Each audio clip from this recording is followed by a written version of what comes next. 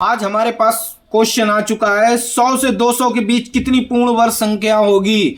तो देखिए, पूर्ण वर्ग संख्या निकालने की कोई टेक्निक नहीं होती है, इसे सिर्फ और सिर्फ माइंड से और अपनी कैलकुलेशन के हिसाब से ही निकाल सकते हैं।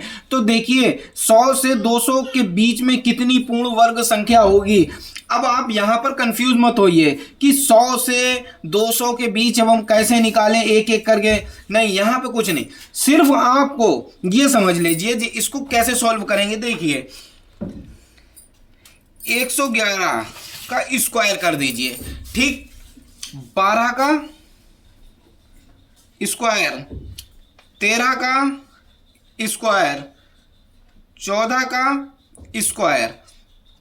अब जब आपने इसका स्क्वायर कर लिया है तो आपको पूर्ण वर्ग संख्या निकालने में कहां दिक्कत आ रही? कहीं नहीं। देखिए, 11 का स्क्वायर रूट क्या होता है?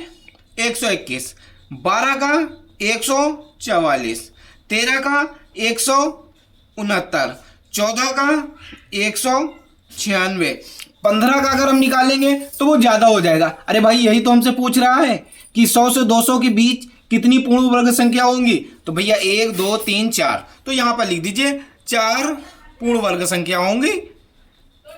क्वेश्चन का आंसर हो गया भाई, और क्या, कुछ नहीं। चलिए बढ़ते हैं दूसरे क्वेश्चन की ओर। इसको जल्दी से देखिए और फटाफट उड़ाइए, जल्दी से उड़ाइए।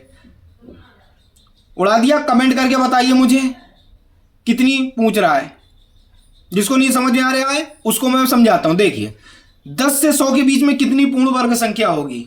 तो सबसे पहले आपको क्या करना होगा? देखिए, 4 का स्क्वायर। अब आप ये मत सोचिए कि ये 10 से छोटा है, हमसे 10 से 100 के बीच की पूछ रहा है। तो 4 का स्क्वायर कितना हुआ? 16। अब देखिए, 10 से कम है कि ज्यादा है?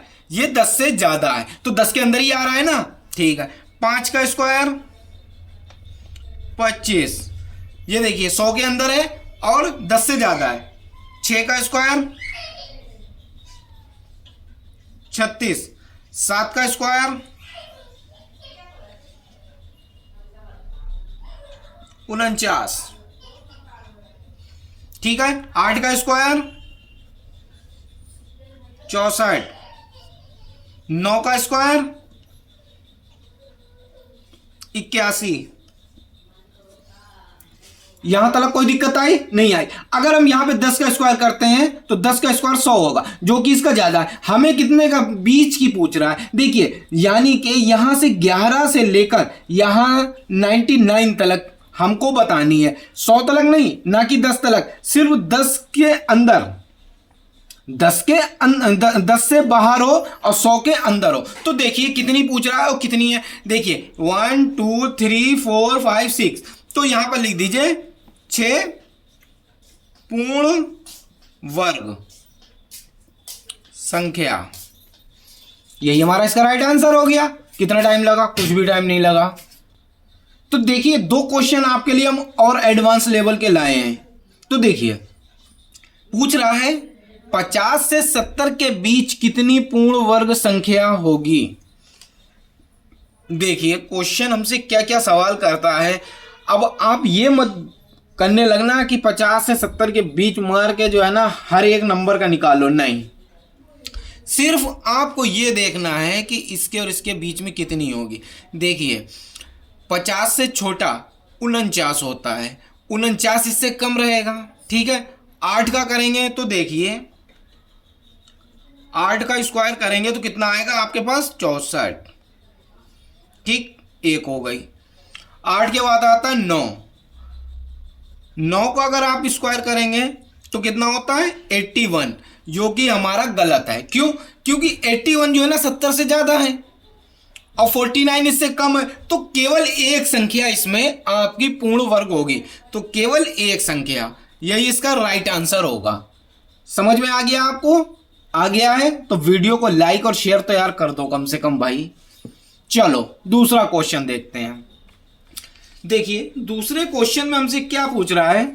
50 से 100 के बीच कितनी पूर्ण वर्ग संख्याएं होंगी। तो देखिए, इसमें भी घबराने वाली कोई बात नहीं है। 50 यानी कि पहला नंबर तो हमें पता है, ऊपर वाले में हमने देखा था, पहला नंबर तो हमें पता है। 8 का स्क्वायर अगर करेंगे तो कितना हो जाएगा 64 एक। ठीक, 9 का स्क्वायर करेंगे 81। ठीक, ये हो गया आपका 2। यहां तक समझ में आ गया आपकी। अब अगर हम 10 का करते हैं, सॉरी 10 का अगर स्क्वायर करते हैं तो आता है 100, जो कि 100 के बराबर है। हमें कितने का निकालना है 50, यानी कि 51 से लेकर 99 तक। तो हमारा 99 तक बस यही तो 2 नंबर फाइंड हो रहे हैं। अगर ये 2 नंबर फाइंड हो रहे हैं तो केवल 2 पूर्ण वर्ग संख्याएं होंगी, और क्या होगा, बस यही हमारा इसका राइट आंसर होगा। कितना इजी था भाई। समझ में आया हो तो वीडियो फटाक से लाइक और शेयर कर दो। मिलते हैं आपसे अगली वीडियो में ऐसे ही क्वेश्चन के साथ। अब की बार रेलवे पार।